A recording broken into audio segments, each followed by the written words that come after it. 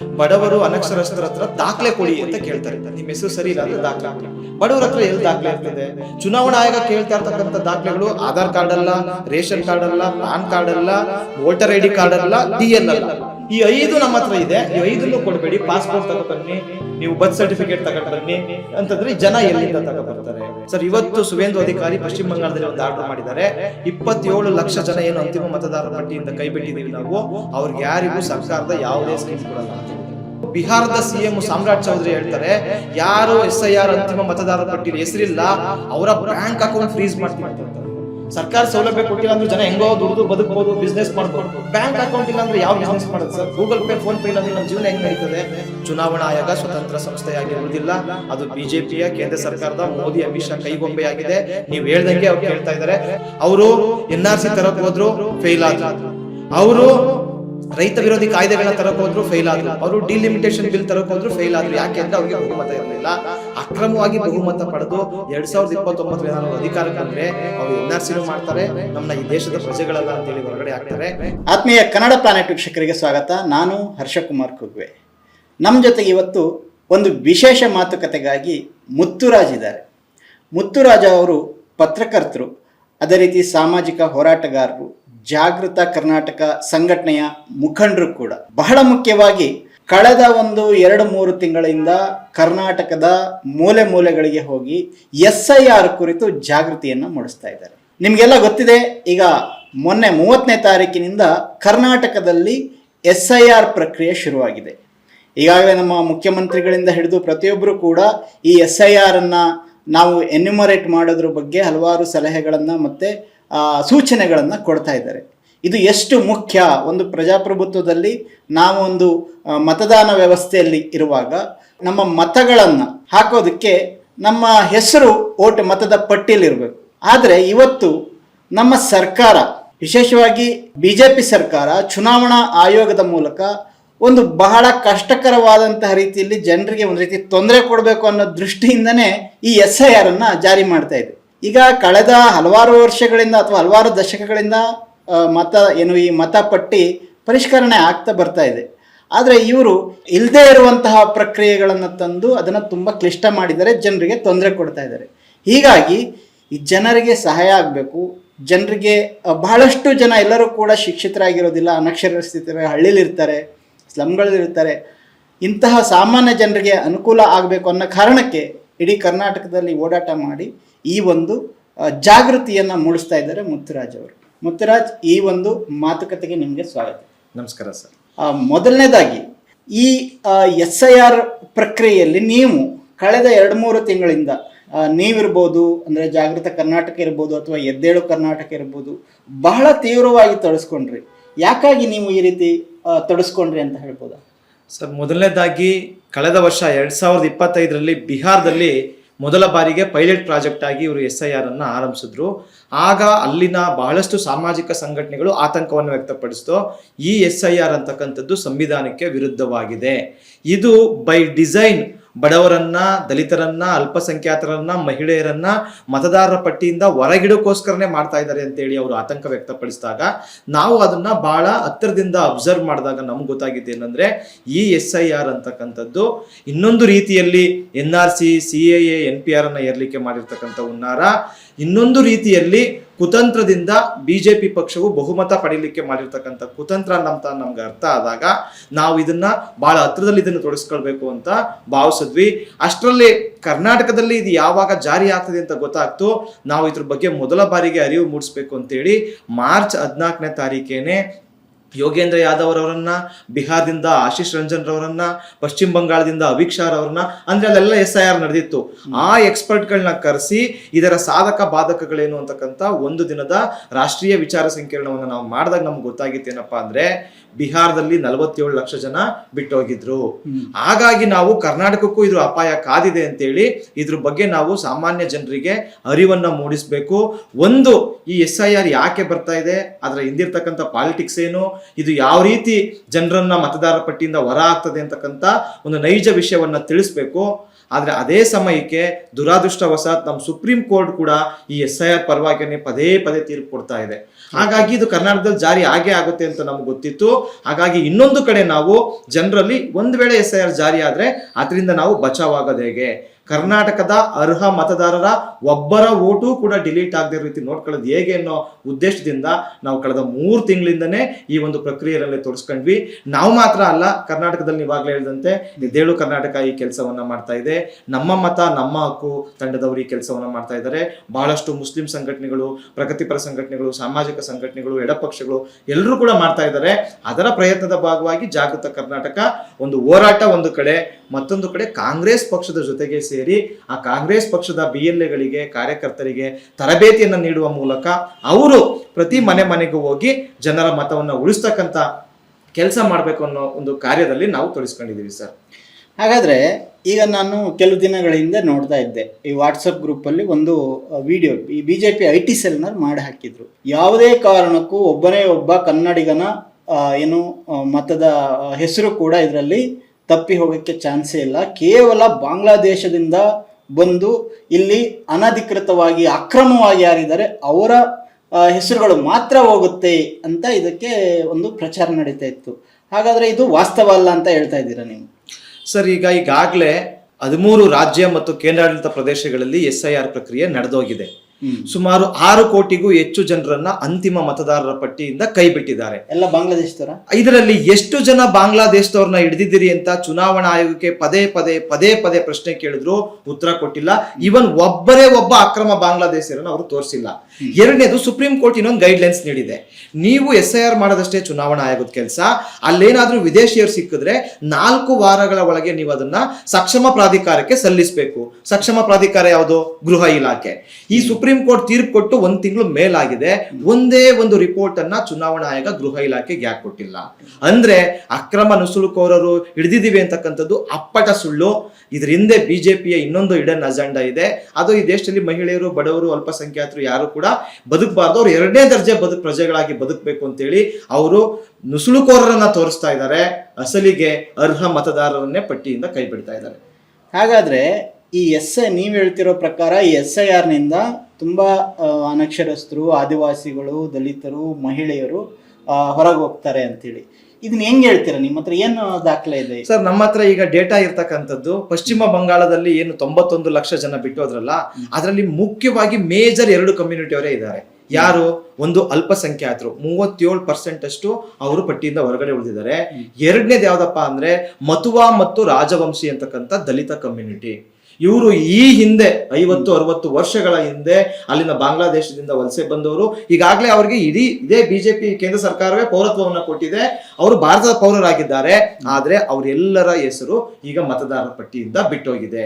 ಯಾಕೆ ಇಲ್ಲಿ ದಲಿತರು ಮತ್ತು ಅಲ್ಪಸಂಖ್ಯಾತರ ಹೆಸರೇ ಬಿಟ್ಟೋಗ್ತದೆ ಅಂತಂದ್ರೆ, ಈ SIR ನಲ್ಲಿ ಏನ್ ಮಾಡ್ತಾರೆ, 2025ರ ಮತಪಟ್ಟಿಯಲ್ಲಿ ನಿಮ್ಮ ಹೆಸರು ಹೇಗಿದೆಯೋ 2002ರ ಕೊನೆಯ ಇಂಟೆನ್ಸಿವ್ ರಿವಿಷನ್ ನಡೆದಾಗ ಅಲ್ಲೂ ಅದೇ ರೀತಿ ಇರಬೇಕು.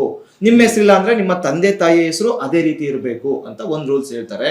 ನಮ್ಮ ದೇಶದಲ್ಲಿ ಸ್ಪೆಲ್ಲಿಂಗ್ ಮಿಸ್ಟೇಕ್ ಅಂತಕ್ಕಂಥದ್ದು ಕಾಮನ್ ಸಂಗತಿ.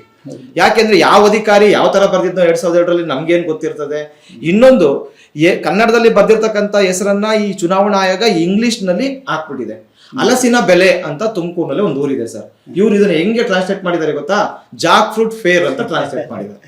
ಈ ಚುನಾವಣಾ ಆಯೋಗ ಮಾಡಿದ ತಪ್ಪಿಗೆ ನಾವ್ಯಾಕೆ ಶಿಕ್ಷೆ ಅನುಭವಿಸ್ಬೇಕು? ಎರಡನೇದು, ಬಡವರು ಅನಕ್ಷರಸ್ಥರ ಹತ್ರ ದಾಖಲೆ ಕೊಡಿ ಅಂತ ಕೇಳ್ತಾರೆ. ನಿಮ್ಮ ಹೆಸರು ಸರಿ ಇಲ್ಲ ಅಂದ್ರೆ ದಾಖಲೆ ಕೊಡಿ. ಬಡವರ ಹತ್ರ ಎಲ್ಲಿ ದಾಖಲೆ ಇರ್ತದೆ? ಚುನಾವಣಾ ಆಯೋಗ ಕೇಳ್ತಾ ಇರ್ತಕ್ಕಂಥ ದಾಖಲೆಗಳು ಆಧಾರ್ ಕಾರ್ಡ್ ಅಲ್ಲ, ರೇಷನ್ ಕಾರ್ಡ್ ಅಲ್ಲ, ಪಾನ್ ಕಾರ್ಡ್ ಅಲ್ಲ, ವೋಟರ್ ID ಕಾರ್ಡ್ ಅಲ್ಲ, DL ಅಲ್ಲ. ಈ 5 ನಮ್ಮ ಹತ್ರ ಇದೆ. ಈ 5 ಕೊಡ್ಬೇಡಿ, ಪಾಸ್ಪೋರ್ಟ್ ತಗೊಬನ್ನಿ, ನೀವು ಬರ್ತ್ ಸರ್ಟಿಫಿಕೇಟ್ ತಗೊಂಡ್ ಬನ್ನಿ ಅಂತಂದ್ರೆ ಜನ ಎಲ್ಲಿಂದ ತಗೊಬರ್ತಾರೆ?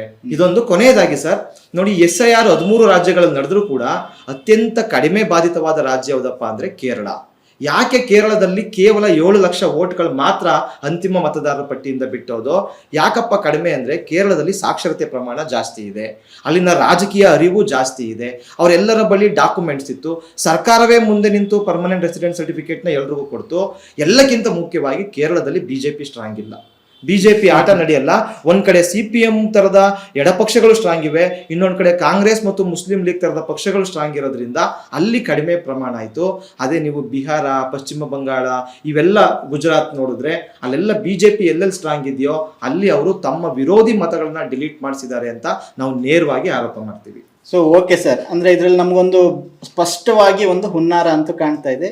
ಓಕೆ, ಈಗ ಈ ಪ್ರಾಸೆಸ್ಸು ಶುರುವಾಗಿದೆ SIR.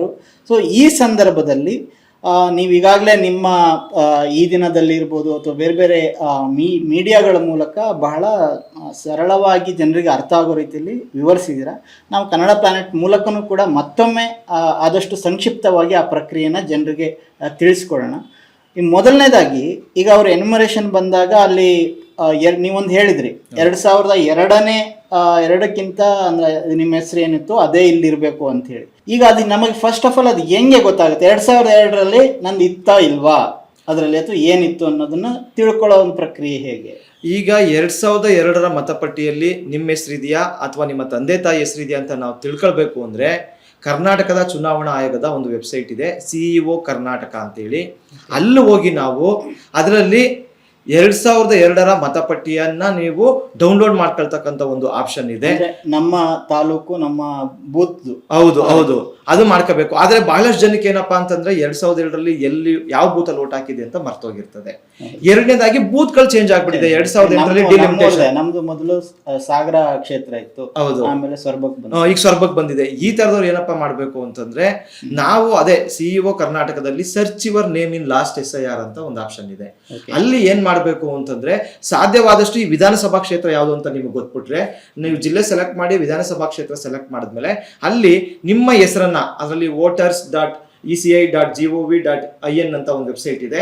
ಅಲ್ಲಿ ಲಾಸ್ಟ್ SIR ನಲ್ಲಿ ನಿಮ್ಮ ಹೆಸರು ಹೇಗಿತ್ತು ಅಂತ ನೀವೀಗ ಹರ್ಷಕುಮಾರ್ ಅಂತ ನೀವು ಟೈಪ್ ಮಾಡಿದ್ರೆ ನಿಮ್ಮ ಆಗ ಏನು ಸಾಗರ ಇತ್ತಲ್ವಾ, ಆ ಸಾಗರ ವಿಧಾನಸಭಾ ಕ್ಷೇತ್ರದಲ್ಲಿ ಹರ್ಷಕುಮಾರ್ ಯಾರಿದ್ದಾರೆ ಎಲ್ಲರೂ ಪಟ್ಟಿ ಬರ್ತದೆ. ನೀವೇನ್ ಮಾಡ್ಬೇಕು, ಹರ್ಷಕುಮಾರ್ ಜೊತೆಗೆ ನಿಮ್ಮ ತಂದೆ ಹೆಸರು ಯಾವ್ದಿದೆ ಅಂತ ನೋಡ್ಕೋಬೇಕು. ಶಿವಾನಂದ ಕುಗ್ವೆ ಅಂತ ನೀವು ನೋಡಿದಾಗ ಇದು ಹರ್ಷಕುಮಾರ್ ಇದೆ, ಶಿವಾನಂದ ಇದು ನನ್ನ ಓಟು, ಈ ಬೂತ್ ಅಲ್ಲಿ ಇದೆ ನನ್ನ ಹೆಸರು ಅಂತ ನಿಮಗೆ ಗೊತ್ತಾಗ್ಬಿಟ್ರೆ ಆ ಬೂತ್ ನಂಬರ್ ಸಿಗುತ್ತೆ. ಅದನ್ನ ನೀವು CEO ಕರ್ನಾಟಕದಲ್ಲಿ ಜಿಲ್ಲೆ ಸೆಲೆಕ್ಟ್ ಮಾಡಿ ವಿಧಾನಸಭಾ ಸೆಲೆಕ್ಟ್ ಮಾಡಿ ಆ ಬೂತ್ ನಂಬರ್ ಹಾಕ್ಬಿಟ್ರೆ ಆ ಇಡೀ ಬೂತ್ ನ ಮತದಾರರ ಪಟ್ಟಿ ಡೌನ್ಲೋಡ್ ಆಗ್ತದೆ. ಅಲ್ಲಿ ನಿಮ್ದು ಎಷ್ಟನೇ ಕ್ರಮ ಸಂಖ್ಯೆಯಲ್ಲಿದೆ, ನಿಮ್ದಿಲ್ಲ ಅಂದ್ರೆ ನಿಮ್ ತಂದೆದಿದೆಯಾ ತಾಯಿದಿದೆಯಾ ಅಂತಕ್ಕಂಥ ಮಾಹಿತಿಯನ್ನ ಹುಡಿಕೊಂಡು 2002ರ ಮತಪಟ್ಟಿಯನ್ನ ಪಡೆಯಬಹುದು ನೀವು. ಓಕೆ, ಬಟ್ ನಂದು ಬಿಡಿ 2002ರಲ್ಲಿ ನನಗಿನ್ನೂ ವೋಟಿಂಗೇ ಆಗಿರ್ಲಿಲ್ಲ. ಹೌದು, ಅವಾಗ ನಾನು ವೋಟು ಹಾಕಿರ್ಲಿಲ್ಲ, ವೋಟರ್ ರೈಟೇ ಸಿಕ್ಕಿರ್ಲಿಲ್ಲ. ಸೊ ಆ ನಂತರದ ಅವಾಗ ನಮ್ದು ಇರಲೇ ಇಲ್ಲ. ಹೌದು, ಈಗ ಏನ್ ಮಾಡ್ಬೇಕು ಅಂದ್ರೆ 2002ರಲ್ಲಿ ನಿಮ್ಮ ಮತ ಇಲ್ಲ ಅಂದ್ರೆ ನಿಮ್ಮ ತಂದೆ ತಾಯಿ ಅಜ್ಜ ಅಜ್ಜಿ ಈ 4ರಲ್ಲಿ ಯಾರ್ದಾದ್ರೂ 2002ರ ಮತಪಟ್ಟಿಯಲ್ಲಿ ಹೆಸರಿದೆಯಾ ಅಂತ ಹುಡುಕ್ಬೇಕಾಗ್ತದೆ. ಹುಡುಕಿ ಅವರ ಮತಪಟ್ಟಿಯನ್ನ ಡೌನ್ಲೋಡ್ ಮಾಡಿ ಇಟ್ಕೊಂಡು ಎನ್ಯುಮರೇಷನ್ ಫಾರ್ಮ್ ಅಲ್ಲಿ ನಾವು ಫಿಲ್ ಮಾಡಬೇಕು. ಸೊ ಅಂದ್ರೆ 2002ರ ಮತಪಟ್ಟಿ ಕಂಪಲ್ಸರಿ ಮಾಡಿದ್ದಾರೆ. ಯಾಕೆಂದ್ರೆ ಕೊನೆಯ ಇಂಟೆನ್ಸಿವ್ ರಿವಿಷನ್ ನಡೆದಿತ್ತು ಕರ್ನಾಟಕದಲ್ಲಿ 2002. ಅಲ್ಲಿ ನಿಮ್ಮ ಸಂಬಂಧಿಕರು ಯಾರ್ದಾದ್ರೂ ಹೆಸರಿದ್ರೆ ಈ 4ರಲ್ಲಿ ಒಬ್ರದ್ದು ಈಗ ನಿಮ್ಗೆ ಮತದಾನದ ಹಕ್ಕು ಕೊಡ್ತೀವಿ. ಆ 4ರಲ್ಲಿ ಯಾರ ಹೆಸರು ಇಲ್ಲ ಅಂದ್ರೆ ಆ 4ರಲ್ಲಿ ಯಾರ್ದಾರು ಒಬ್ರದ್ದು ಮತ್ತು ನಿಮ್ಮದು ಡಾಕ್ಯುಮೆಂಟ್ ಅನ್ನ ಕೊಡಿ. ದಾಖಲೆ ಅವರು ಬದುಕಿದ್ರು, ಅವರೇ ನಿಮ್ ತಂದೆ ತಾಯಿ, ಅವರೇ ನಿಮ್ಮ ಅಜ್ಜ ಅಜ್ಜಿ ಅಂತ ಪ್ರೂವ್ ಮಾಡ್ಲಿಕ್ಕೆ, ಅವರು ಭಾರತೀಯ ಪೌರರು ಅಂತ ಪ್ರೂವ್ ಮಾಡ್ಲಿಕ್ಕೆ ದಾಖಲೆಗಳ ಕೊಡಿ ಅಂತ ಇದ್ದಾರೆ. ಬಹಳಷ್ಟು ಜನರ ಕೈಯಲ್ಲಿ ಈ ದಾಖಲೆಗಳಿಲ್ಲ. ಈಗ ಸರ್ ನನಗೆ 1 ವಾರದಿಂದ ಫೋನ್ ಬರ್ತಾ ಇದೆ, ಸರ್ 2002ಕ್ಕೆ ಮುಂಚೆನೆ ನಮ್ಮ ತಂದೆ ತಾಯಿ ತೀರೋಗಿದ್ರು, ಆಗ 2002ರಲ್ಲಿ ನನಗೆ ವೋಟಿಂಗ್ ರೈಟ್ ಇರಲಿಲ್ಲ, 2025ಕ್ಕೆ ನನಗೆ ವೋಟಿಂಗ್ ರೈಟ್ ಬಂದಿದೆ, 2025ರ ಪಟ್ಟಿಲಿ ನಂದು ಹೆಸರಿದೆ. ಈಗ 2002 ತಗೊಂಡ್ ಬನ್ನಿ ಅಂತವ್ರು ಎಲ್ಲಿಂದ ತರಲಿ? ನನ್ನ ತಂದೆ ತಾಯಿದು ಇಲ್ಲ, ತಂದೆ ತಾಯಿನೇ ಇಲ್ಲ ಅಂದ್ಮೇಲೆ ಅಜ್ಜ ಅಜ್ಜಿದಂತೂ ಇನ್ನೂ ಮುಂಚೆ ತೀರೋಗಿದ್ದಾರೆ. ಸರಿ, ಅವ್ರ ದಾಖಲೆಗಳು ನಮ್ಮ ಹತ್ರ ಯಾವ್ದು ಇಲ್ಲ, ಆಗ ನಾವು ಡೆತ್ ಸರ್ಟಿಫಿಕೇಟ್ ಅವೆಲ್ಲ ಮಾಡಿಸ್ಕೊಂಡಿಲ್ಲ. ಈಗ ನಾನೇನ್ ಮಾಡ್ಲಿ ಅಂತ ಇದ್ದಾರೆ. ಇಂಥವರಿಗೆ ಈ SIR ಬಹಳ ತೊಂದರೆ ಆಗ್ತದೆ. ಇವರ ಅಲೆಮಾರಿ ಸಮುದಾಯಗಳು, ಹೌದು, ಅವ್ರು ಎಲ್ಲಿಂದ ಎಲ್ಲೆಲ್ಲಿಗೂ ಹೋಗ್ತಾ ಇರ್ತಾರೆ. ಹೌದು, ಅವ್ರು ಯಾವ ದಾಖಲೆಗಳು ಇರಲ್ಲ. 10-15 ವರ್ಷದ ಹಿಂದ್ಗಡೆ ದಾಖಲೆಗಳು ಇಲ್ಲ. ಪಾಪ ಅವರು ಇತ್ತೀಚೆಗಷ್ಟೇ ಮುಖ್ಯವಾಹಿನಿಗೆ ಬಂದು ಹೇಗೋ ಒಂದು ರೇಷನ್ ಕಾರ್ಡೋ ಒಂದು ವೋಟರ್ ಕಾರ್ಡೋ ಮಾಡಿಸ್ಕೊಂಡು ಪ್ರಜೆಗಳಾಗ್ತಾ ಇದ್ದಾರೆ. ಈಗ ಅವ್ರನ್ನ ವಾಪಸ್ಸು ನೀವು ಭಾರತದ ಪ್ರಜೆಗಳಲ್ಲ ಅಂತ ಈ ಚುನಾವಣಾ ಆಯೋಗ ಹೇಳ್ತಾ ಇದೆ. ಯಾಕೆಂದ್ರೆ 2002 ಯಾವ ಡಾಕ್ಯುಮೆಂಟ್ ಸಿಗಲ್ಲ, ಅವರ ವೋಟಿನ ಹಕ್ಕು ಖಂಡಿತ ಅವ್ರಿಗೆ ಸಿಗಲ್ಲ ಅಂತ ನಾನು ಹೇಳ್ತೀನಿ. ಸೊ ಇದಕ್ಕೆ ಹಾಗಾದ್ರೆ ಪರ್ಯಾಯ ಏನು ಇಲ್ಲ. ಇದಕ್ಕೆ ನಾವೇನ್ ಮಾಡ್ತಾ ಇದೀವಿ, ಚುನಾವಣಾ ಆಯೋಗದ ಮೇಲೆ ನಿರಂತರ ಒತ್ತಡ ತರ್ತಾ ಇದೀವಿ. SIR ನಲ್ಲಿ ನಾವು ಒಂದ್ ಕಡೆ ಭಾಗವಹಿಸ್ತಾನೆ, ಇನ್ನೊಂದ್ ಕಡೆ ಪ್ರತಿಭಟನೆಯನ್ನ ನಿರಂತರವಾಗಿ ಮಾಡ್ತಾ ಇದೀವಿ. ಈಗ ಚುನಾವಣಾ ಆಯೋಗದ ಮೇಲೆ ಇಷ್ಟೆಲ್ಲ ಒತ್ತಡ ತಂದ ಮೇಲೆ ಒಂದು ಬದಲಾವಣೆ ತಂದಿದ್ದಾರೆ. ಏನದು ಅಂತಂದ್ರೆ, ಈಗ ಯಾರಾದ್ರೂ ಅನಾಥ ಮಕ್ಕಳಿದ್ರೆ ಅವರು ಯಾವ್ದಾದ್ರು ಒಂದು ಅನಾಥಾಶ್ರಮದಲ್ಲೋ ಒಂದು NGOದಲ್ಲೋ ಅವರು ವಾಸ ಮಾಡಿದ್ರೆ, ಅಲ್ಲಿ ಓದಿದ್ರೆ, ಆ NGOದ ಮುಖ್ಯಸ್ಥರ ಡಾಕ್ಯುಮೆಂಟ್ ಇದೆಯಲ್ಲ ಅದನ್ನೇ ನಾವು ಅವರ ಪೇರೆಂಟ್ಸ್ ಅಂತ ಪರಿಗಣಿಸ್ತೀವಿ. ಆ NGOದ ಅಡ್ರೆಸ್ ಇದೆಯಲ್ಲ ಅದನ್ನೇ ನಾವು ಒಂದು ದಾಖಲೆಯನ್ನಾಗಿ ಪರಿಗಣಿಸ್ತೀವಿ ಅಂತ ಅನಾಥ ಮಕ್ಕಳು ಯಾರು ಅನಾಥಾಶ್ರಯಗಳಲ್ಲಿ ಓದಿದ್ದಾರೆ ಅಂತವ್ರಿಗೆ ಹೊಂದಿದ್ದಾರೆ. ಆದ್ರೆ ಇನ್ನೂ ಕೂಡ ಅವರು ಆದಿವಾಸಿಗಳ ಬಗ್ಗೆ ಮಾತಾಡ್ತಾ ಇಲ್ಲ. ಈ ಬಗ್ಗೆ ನಾವು ಅನ್ಬು ಕುಮಾರ್ ಅವ್ರಿಗೆ ಕೇಳಿದ್ವಿ. ಸರಿ, ಅಲೆಮಾರಿಗಳು ಆದಿವಾಸಿಗಳು ಚುನಾವಣಾ ಆಯೋಗದ ರಾಜ್ಯದ ಕರ್ನಾಟಕ ರಾಜ್ಯದ ಅವರು ಆಯುಕ್ತರು ಮುಖ್ಯಸ್ಥರು ಅವ್ರಿಗೆ ನಾವು ಕೇಳಿದಾಗ ಅವ್ರು ಹೇಳ್ತಾರೆ, ನೀವು ಹಿಂಗೆ ರ್ಯಾಂಡಮ್ ಆಗಿ ಮಾತಾಡ್ಬಿಡಿ, ನನಗೆ ಯಾವ ಊರ್ದು ಲಿಸ್ಟ್ ಕೊಡಿ ಅಂತ ಕೇಳಿದ್ರು. ಅದಕ್ಕೆ ನಾವೀಗ ನಮ್ಮ ಅಲೆಮಾರಿ ಸಮುದಾಯದ ಮುಖಂಡರಿಗೆ ಮನವಿ ಮಾಡಿದ್ದೀವಿ, ದಯವಿಟ್ಟು ನಿಮ್ಮ ಊರಿನಲ್ಲಿ ಎಷ್ಟು ಜನ ಅಲೆಮಾರಿಗಳು ಬದುಕ್ತಾ ಇದ್ದಾರೆ ಅವ್ರದ್ದೆಲ್ಲರದ್ದು ಒಂದು ಪಟ್ಟಿ ಮಾಡಿ, ಅವ್ರ ಹೆಸರು ತಂದೆ ಹೆಸರು ಇದ್ರೆ ಅದೆಲ್ಲವನ್ನು ಪಟ್ಟಿ ಮಾಡಿ ಅವ್ರದ್ದು ಏನ್ ದಾಖಲೆ ಇದೆ ಅದ್ರ ಜೆರಾಕ್ಸ್ ತಗೊಂಡು ನೀವು ನಿಮ್ಮ ತಹಸೀಲ್ದಾರು ಮೇಲ್ಪಟ್ಟ ಅಧಿಕಾರಿಗಳಾಗಿದ್ದಾರೆ AC ಮತ್ತು DC ಹತ್ರ ಹೋಗಿ ಒಂದು ಮನವಿಯನ್ನ ಕೊಡಿ, ಒಂದು ಪ್ರತಿಭಟನೆಯನ್ನ ಮಾಡಿ ಅವ್ರಿಗೆ ಹೇಳಿ, ನಾವಿಷ್ಟು ಜನ ಭಾರತದವರು ಇಷ್ಟು ವರ್ಷದಿಂದ ಬದುಕಿದೀವಿ, ನಮ್ಮ ಹತ್ರ ಯಾವ ದಾಖಲೆ ಇಲ್ಲ, 2002ರಲ್ಲಿ ನಮ್ದು ಏನೂ ಇಲ್ಲ, ನಮಗೆ ಓಟಿನ ಹಕ್ಕನ್ನ ಖಾತ್ರಿ ಮಾಡೋದು ನಿಮ್ಮ ಜವಾಬ್ದಾರಿ ಅಂತ ಅವರ ಮೇಲೆ ಒತ್ತಡ ತರಬೇಕು ಅಂತ ನಾವು ಹೇಳಿದೀವಿ. ಅನ್ಬು ಕುಮಾರ್ ಅವರು ಕೂಡ ಆತರ ಕೊಡಿ, ನಾವು ಪರಿಶೀಲಿಸ್ತೀವಿ ಅಂತ ಹೇಳಿದ್ದಾರೆ. ಪರಿಶೀಲಿಸೋದಲ್ಲ, ನೀವು ಅವರೆಲ್ಲರಿಗೂ ಓಟಿನ ಹಕ್ಕು ಕೊಡಬೇಕು ಅಂತ ನಾವು ಆಗ್ರಹಿಸ್ತೀವಿ ಸರ್. ಓಕೆ, ಇದು ಬಹಳ ಮುಖ್ಯವಾದ ವಿಷಯ ಆಗಿತ್ತು. ಓಕೆ, ಈಗ ನೆಕ್ಸ್ಟ್ ಅಂದ್ರೆ ನಾವು ಆ ಒಂದು ಮತಪಟ್ಟಿಯನ್ನ ತಗೊಂಡ ನಂತರದಲ್ಲಿ ಮುಂದಿನ ಹಂತಗಳು ಏನಿರುತ್ತೆ ಸರ್? ಈಗ ಎನ್ಯುಮರೇಷನ್ ಫಾರ್ಮ್ ಏನಿರ್ತದೆ ಅದರಲ್ಲಿ 2025ರಲ್ಲಿ ನಿಮ್ಮ ಯಾವ ಬೂತ್ ಅಲ್ಲಿ ವೋಟ್ ಹಾಕಿರ್ತೀರಿ, ಯಾವ ಅಡ್ರೆಸ್ ಇರ್ತದೆ, ಅದ್ರ ಆಧಾರದಲ್ಲಿ ನಿಮ್ಮ ಹೆಸರು ಮೇಲ್ಗಡೆ ಪ್ರಿಂಟ್ ಆಗಿ ಬಂದ್ಬಿಟ್ಟಿರ್ತದೆ. ಈಗ ಹರ್ಷಕುಮಾರ್ ಕುಗ್ವೆ ಅವ್ರ ತಂದೆ ಹೆಸರು, ಅವ್ರದ್ದು ವೋಟ್ ಎಲ್ಲಿದೆ, ಅವ್ರ ವಿಧಾನಸಭಾ ಕ್ಷೇತ್ರ ಏನು, ನಿಮ್ದೊಂದು ಫೋಟೋ ಕೂಡ ಪ್ರಿಂಟ್ ಆಗಿರ್ತದೆ ಸರ್. ನಿಮ್ಮದನ್ನ ಎಲ್ಲೂ ನೀವು ಬರೆಯೋ ಅಗತ್ಯ ಇಲ್ಲ, ಮೇಲ್ ಪ್ರಿಂಟ್ ಆಗಿರ್ತದೆ. ಎಡಗಡೆ ಕಾಲಮಲ್ಲಿ ಏನಿರ್ತದೆ, 2002ರ ಪಟ್ಟಿಯಲ್ಲಿ ನಿಮ್ಮ ಹೆಸರಿದ್ರೆ ಅದನ್ನ ಸೆಲ್ಫ್ ಮ್ಯಾಪಿಂಗ್ ಅಂತ ಕರಿತೀವಿ. ಹರ್ಷಕುಮಾರ್ ಅವರು ಎಡಗಡೆ ಕಾಲಮ್ನ ತುಂಬಬೇಕಿತ್ತು, ಆದ್ರೆ 2002ರಲ್ಲಿ ನಿಮ್ಮ ವೋಟ್ ಇಲ್ಲ, ವೋಟಿಂಗ್ ರೈಟ್ ಇಲ್ಲ, ನೀವು ಆ ಕಾಲಮನ್ನ ಖಾಲಿ ಬಿಡ್ತೀರಿ. ಬಲಗಡೆ ಕಾಲಮಲ್ಲಿ ಕಳೆದ SIR ನಲ್ಲಿ ಭಾಗವಹಿಸಿದ ಸಂಬಂಧಿಕರ ವಿವರಗಳು ಅಂತ ಇರ್ತದೆ. ಆ ಕಾಲಮಲ್ಲಿ ನೀವೇನ್ ಮಾಡ್ಬೇಕು, ನಿಮ್ಮ ಹೆಸರನ್ನ ಬರಿಬಾರ್ದು, ನಿಮ್ಮ ತಂದೆ ತಾಯಿ ಅಜ್ಜ ಅಜ್ಜಿ ಈ 4ರಲ್ಲಿ ಯಾರ್ದಾರು ಒಬ್ರದ್ದು 2002ರ ಮತಪಟ್ಟಿಯನ್ನ ಡೌನ್ಲೋಡ್ ಮಾಡಿ ಅದ್ರಲ್ಲಿ ಯಾವ ತರ ಮಾಹಿತಿ ಇರ್ತದೆ ಆ ತರ ತುಂಬಬೇಕು. ಮೊದಲನೇದಾಗಿ ನಿಮ್ಮ ತಂದೆ ಹೆಸರು ಬರಿಬೇಕು, ಎರಡನೇದಾಗಿ 2002ರ ಅವ್ರದ್ದು ಎಪಿಕ್ ನಂಬರ್ ಇದ್ರೆ ಬರಿಬೇಕು, ಇಲ್ಲಾಂದ್ರೆ ಖಾಲಿ ಬಿಡ್ಬೋದು. ಮೂರನೇದಾಗಿ ಸಂಬಂಧಿಕರ ಹೆಸರು ಅಂತ ಇರ್ತದೆ, ಅದರಲ್ಲಿ ನಿಮ್ಮ ತಂದೆಯ ತಂದೆ ಅಥವಾ ಯಾರ್ದಾರ ಹೆಸರನ್ನ ಬರಿಬೇಕು. 4ನೇ ಕಾಲಮ್ ಬಹಳ ಇಂಪಾರ್ಟೆಂಟು. ನೀವು ನಿಮ್ಮ ತಂದೆ ಹೆಸರು ಬರ್ದಿದ್ರೆ ಅವ್ರು ನಿಮ್ಗೆ ಏನ್ ಸಂಬಂಧ ಅಂತ ಕೇಳ್ತಾರೆ, ತಂದೆ ಅಂತ ಬರೀತೀರಿ. ಮೇಲ್ಗಡೆ ನೀವು ತಾಯಿ ಹೆಸರು ಬರ್ದಿದ್ರೆ ಇಲ್ಲಿ ತಾಯಿ ಅಂತ 4ನೇ ಕಾಲಮಲ್ಲಿ ಸಂಬಂಧದಲ್ಲಿ ಬರೀತೀರಿ. ಅಜ್ಜ ಅಜ್ಜಿ ಬರ್ದಿದ್ರೆ ಇಲ್ಲಿ ಅಜ್ಜ ಅಜ್ಜಿ ಬರೀತೀರಿ. 5ನೇ ಕಾಲಮು ಜಿಲ್ಲೆ ಕೇಳುತ್ತೆ, ಇದರಲ್ಲಿ ನೀವು ಶಿವಮೊಗ್ಗ ಬರೀತೀರಿ. ಆದ್ರೆ ಕೋಲಾರದಿಂದ ಸಪರೇಟ್ ಆಗಿ ಚಿಕ್ಕಬಳ್ಳಾಪುರ ಜಿಲ್ಲೆ 2007-8 ಆಗಿದೆ, ರಾಮನಗರ ಜಿಲ್ಲೆ ಇರಲಿಲ್ಲ. ಈ ರೀತಿಯ ಮತದಾರರು 2002ರಲ್ಲಿ ನಿಮ್ ಜಿಲ್ಲೆ ಯಾವ್ದಿತ್ತು ಅದನ್ನು ತುಂಬಬೇಕು. ವಿಧಾನಸಭಾ ಕ್ಷೇತ್ರದ ಹೆಸರು 2002ರಲ್ಲಿ ನಿಮ್ಮ ತಂದೆ ತಾಯಿದು ಯಾವ್ದಿತ್ತು ಅದನ್ನು ತುಂಬಬೇಕು. ಮತ್ತು ಅದ್ರ ಕೆಳಗಡೆ 2002ರಲ್ಲಿ ಆ ವಿಧಾನಸಭಾ ಕ್ಷೇತ್ರಕ್ಕೂ ಒಂದು ನಂಬರ್ ಕೊಟ್ಟಿರ್ತಾರೆ, ಅದು ಯಾವ್ದು ಅಂತ ತುಂಬಬೇಕು. 2025 ತುಂಬಾರ್ದು, ಮೇಲ್ಗಡೆ ಇರ್ತದೆ. ಮತ್ತು ಪಾರ್ಟ್ ನಂಬರ್ ಅಂತ ಇರ್ತದೆ, ಅಲ್ಲಿ ಭಾಗದ ಸಂಖ್ಯೆ ಅಂತ, ಅಲ್ಲಿ ನಿಮ್ಮ ತಂದೆ ಯಾವ ಬೂತ್ ನಲ್ಲಿ 2002ರಲ್ಲಿ ಮಾಡಿದ್ರಲ್ಲ ಆ ಬೂತ್ ನಂಬರ್ ಬರಿಬೇಕು. ಕೊನೆಯದಾಗಿ ವೋಟರ್ ಲಿಸ್ಟ್ ಅಲ್ಲಿ ನಿಮ್ಮ ತಂದೆ ಎಷ್ಟನೇ ಕ್ರಮ ಸಂಖ್ಯೆಯಲ್ಲಿದ್ರು ಅದನ್ನ ಬರಿಬೇಕು. ಇಷ್ಟು ಬರ್ದಾದ್ಮೇಲೆ ಕೆಳಗಡೆ ಬರಬೇಕು. ಕೆಳಗಡೆ ಕಾಲಮಲ್ಲಿ ನಿಮ್ಮ 2025ರ ನಂತರ ಇತ್ತೀಚಿನ ವಿವರಗಳನ್ನ ಬರಿಬೇಕು. ಡೇಟ್ ಆಫ್ ಬರ್ತ್ ಬರಿಬೇಕು, ನೀವು ನಿಮ್ಮ ಆಧಾರ್ ನಂಬರ್ ಇದ್ರೆ ಬರಿಬೇಕು. ಮೂರನೇದು ಮೊಬೈಲ್ ನಂಬರ್ ಬರಿಬೇಕು. ತಂದೆಯ ಹೆಸರು, ತಾಯಿಯ ಹೆಸರು, ಸಂಗಾತಿಯ ಹೆಸರು ಇದ್ರೆ ಬರೆದು ಅವ್ರ 3 ಜನರದ್ದು recent EPIC number, voter ID number ಇದ್ರೆ ಬರಿಬೇಕು. ಇಲ್ಲ ಅಂದ್ರೆ ಖಾಲಿ ಬಿಟ್ಟು ಕೆಳಗಡೆ ನೀವು ಒಂದು ಸಹಿ ಮಾಡಿಸಿ, BLO ಹತ್ರ ಒಂದು ಸಹಿ ಮಾಡಿ, 1 ಕಾಪಿನ ನೀವು ಅಪಾಯಿಂಟ್ಮೆಂಟ್ ಆಗಿ ಇಟ್ಕೋಬೇಕು, 1 ಕಾಪಿನ BLOಗೆ ಕೊಡಬೇಕು. ಇದು ಯಾರು 2002ರಲ್ಲಿ ಹೆಸರಿಲ್ಲೇ ಇರೋರು. 2002ರಲ್ಲಿ ಹೆಸರಿರ್ತಕ್ಕಂಥವ್ರು ಏನಪ್ಪಾ ಮಾಡ್ಬೇಕು ಅಂದ್ರೆ, ಎಡಗಡೆ ಕಾಲಮ್ ಅಲ್ಲಿ 2002ರಲ್ಲಿ ಯಾವ ಬೂತ್ ಅಲ್ಲಿ ಇತ್ತು ಆ ಮಾಹಿತಿಗಳನ್ನ ಅವ್ರದ್ದೇ ತುಂಬಬೇಕು. ಇದನ್ನ ನಾವು ಸೆಲ್ಫ್ ಮ್ಯಾಪಿಂಗ್ ಅಂತ ಕರಿತೀವಿ. ಅವರು ಬಲಗಡೆ ಕಾಲಮ್ ಖಾಲಿ ಬಿಡ್ತಾರೆ, ಮತ್ತು ಕೆಳಗಡೆ ಏನ್ ಕಾಲಮ್ ಇದೆಯಲ್ಲ ಅದು ಸೇಮ್ ಇರ್ತದೆ. ಎಲ್ರಿಗೂ ಜನ್ಮ ದಿನಾಂಕ, ಆಧಾರು, ಮೊಬೈಲ್ ನಂಬರು, ಪೋಷಕರ ಹೆಸರುಗಳನ್ನ ಬರೆದು ಸಹಿ ಮಾಡಿ ಕೊಡ್ಬೇಕು. ಸರ್, ಈ ಎನ್ಯುಮರೇಷನ್ ಫಾರ್ಮ್ ತುಂಬುವಾಗ ಯಾರಿಗಾದ್ರೂ ಗೊಂದಲ ಆದ್ರೆ ನಾವು ಬೇರೆ ಬೇರೆ ವಿಡಿಯೋ ಮಾಡಿದೀವಿ, ಡೀಟೇಲ್ ಆಗಿ ನೋಡಿ. ನಿಮ್ಗೆ ಆಗ್ಲೂ ತೊಂದರೆ ಆದ್ರೆ ಫಸ್ಟ್ ಜೆರಾಕ್ಸ್ ತಗೊಂಡು ಅದರಲ್ಲಿ ಒಂದ್ಸಲ ತುಂಬಿ ಸರಿ ಇದೆಯಾ ಅಂತ 2-3 ಜನಕ್ಕೆ ತೋರಿಸಿ ಆಮೇಲೆ ಫೈನಲ್ ತುಂಬಬೇಕು. ಯಾಕೆ ಅಂದ್ರೆ ಎನ್ಯುಮರೇಷನ್ ಫಾರ್ಮ್ 2 ಪ್ರಿಂಟ್ ಆಗೋದು, ಒಬ್ಬ ವ್ಯಕ್ತಿಯ ಹೆಸರಿನಲ್ಲಿ ಸಪರೇಟ್ ಆಗಿ ಪ್ರಿಂಟ್ ಆಗುತ್ತೆ ಅದು. ಕರ್ನಾಟಕದಲ್ಲಿ 5.5 ಕೋಟಿ ಜನಸಂಖ್ಯೆ ಮತದಾರರಿದ್ದಾರೆ ಅಂದ್ರೆ 11 ಕೋಟಿ ಎನ್ಯುಮರೇಷನ್ ಫಾರ್ಮ್ ಪ್ರಿಂಟ್ ಆಗಿರ್ತದೆ. ಅದು ಮತ್ತೆ ಮತ್ತೆ ಪ್ರಿಂಟ್ ಮಾಡಕ್ ಬರಲ್ಲ. ಸೊ ಈಗ BLOಗಳು ತಂದು ಕೊಡುವಂತ BLOಗಳೇ ಈ ಮೊನ್ನೆ 30ನೇ ತಾರೀಕಿಂದ ನಿಮ್ಮ ಮನೆಗೆ ತಂದು ಕೊಡ್ತಾರೆ, ನೀವು ಇಸ್ಕೊಳ್ಬೇಕು. ಇಲ್ಲೂ ಇನ್ನೊಂದು ಪ್ರಾಬ್ಲಮ್ ಆಗುತ್ತೆ ಸರ್, ಏನಂದ್ರೆ ಬಾಡಿಗೆ ಮನೇಲಿ ಇರ್ತೀವಿ ನಾವು 2025ರಲ್ಲಿ, ಆ ಅಡ್ರೆಸ್ಗೆ ಬಂದಿರ್ತದೆ. ನಾವು 2025 ನಂತರ ಬಾಡಿಗೆ ಮನೆ ಚೇಂಜ್ ಆಗ್ಬಿಟ್ರೆ ಈ ಮನೆಗೆ ಬರಲ್ಲ, ಅದು ಹಳೆ ಮನೆಗೆ ಹೋಗ್ತದೆ.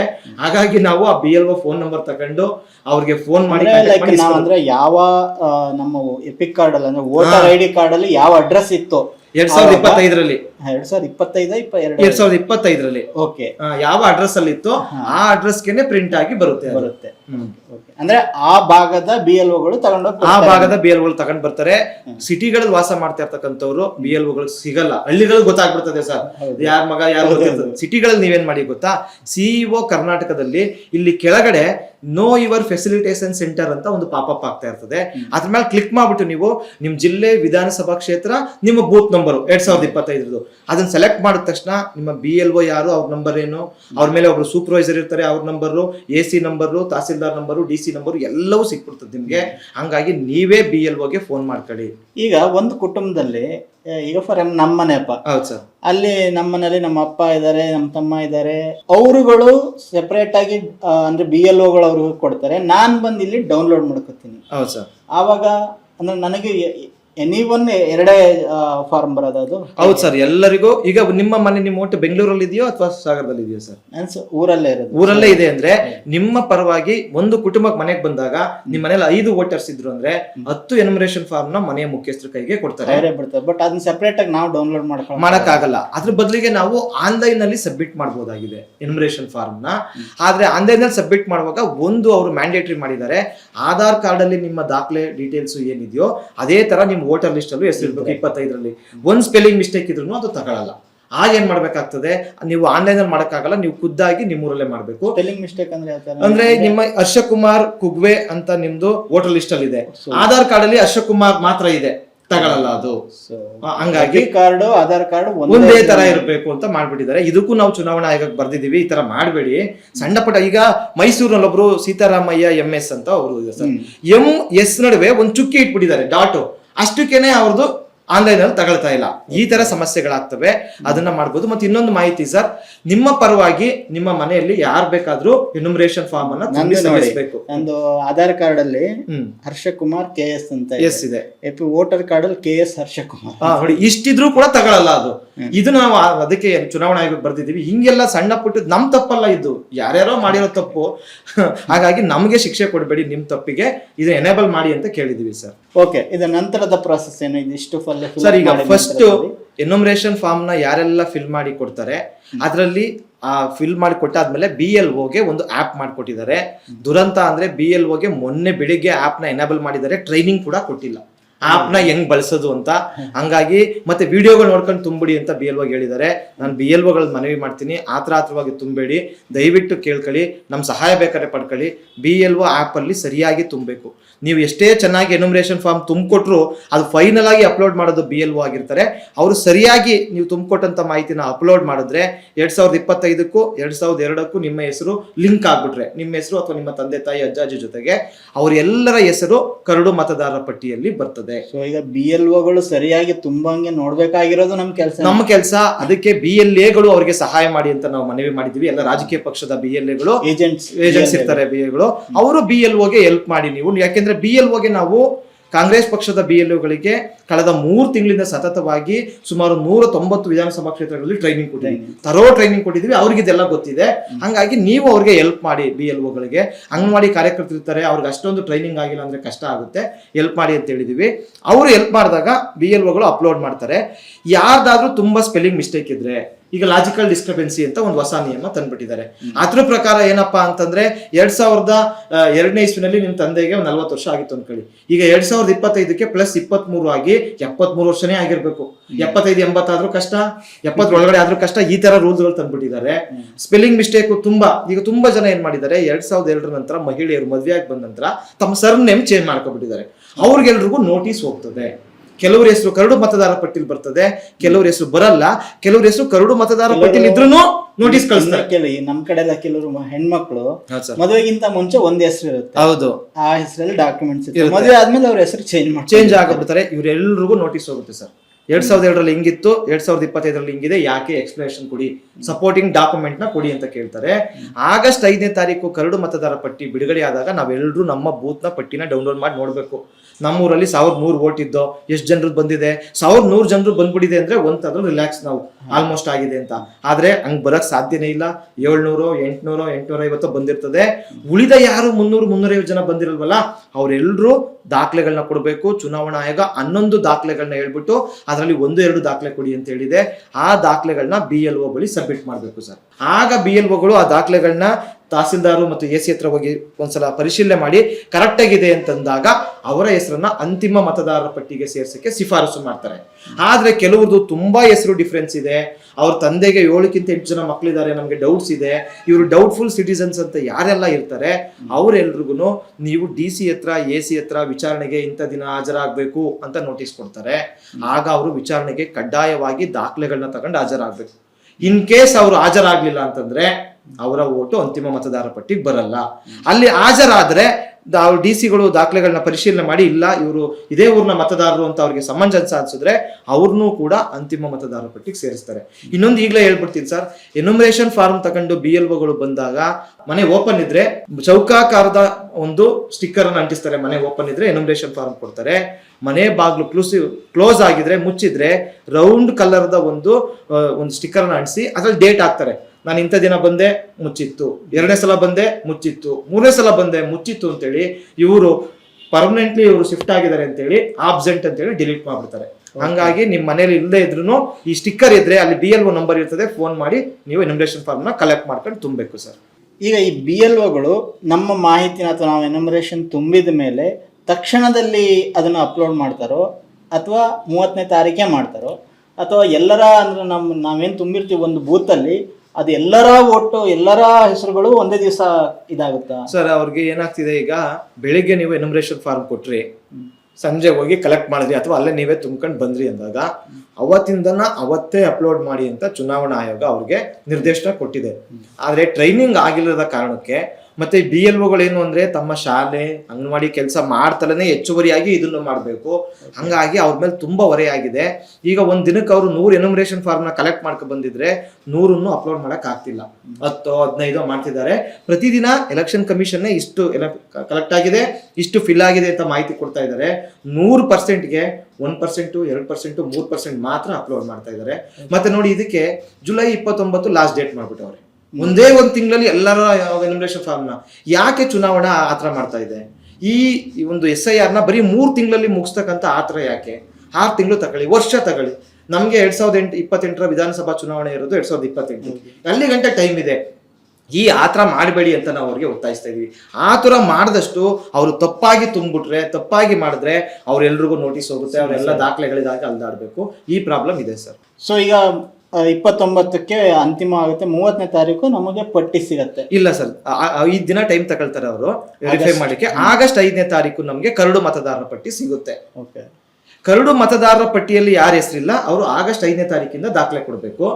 ಒಂದು ಇಂಪಾರ್ಟೆಂಟ್, ಈ ದಾಖಲೆಗಳನ್ನ BLOಗಳ ಬಳಿ ಕೊಡಬೇಕು. ಒಂದು ನಾವು ತಿಳ್ಕೊಳ್ಬೇಕಿರೋದು, ಕರಡು ಮತದಾರರ ಪಟ್ಟಿಯಲ್ಲಿ ಯಾರೆಲ್ಲ ಹೆಸರು ಬಂದು ಯಾರಿಗೆ ನೋಟಿಸ್ ಬರಲ್ಲ ಅವರು ಯಾವ ದಾಖಲೆನೂ ಕೊಡೋ ಅಗತ್ಯ ಇಲ್ಲ.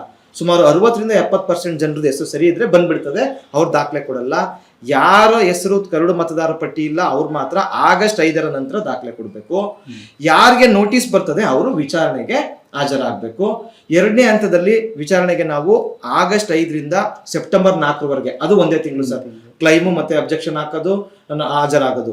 ಆಮೇಲೆ ಸೆಪ್ಟೆಂಬರ್ 5ರಿಂದ ಅಕ್ಟೋಬರ್ 4ರವರೆಗೂ ಒಂದು ತಿಂಗಳು ಏನ್ ಮಾಡ್ತಾರೆ ಅವರು ತೀರ್ಪು ಕೂಡ ಇಟ್ಕೊಳ್ತಾರೆ. DC-ಗಳು AC-ಗಳು ಇಷ್ಟು ಜನ ಬಂದಿದ್ರು, ಇಷ್ಟು ಜನ ನಾವು ಇದು ಮಾಡಿದೀವಿ, ಯಾರಿಗೆ ವೋಟಿಂಗ್ ರೈಟ್ಸ್ ಕೊಡಬೇಕು, ಯಾರಿಗೆ ಬಿಡಬೇಕು ಅಂತ ಒಂದು ತಿಂಗಳು ಅವ್ರು ತೀರ್ಮಾನ ಮಾಡಿ ಅಕ್ಟೋಬರ್ 7ನೇ ತಾರೀಕು ಅಂತಿಮ ಮತದಾರರ ಪಟ್ಟಿಯನ್ನ ಬಿಡುಗಡೆ ಮಾಡ್ತಾರೆ.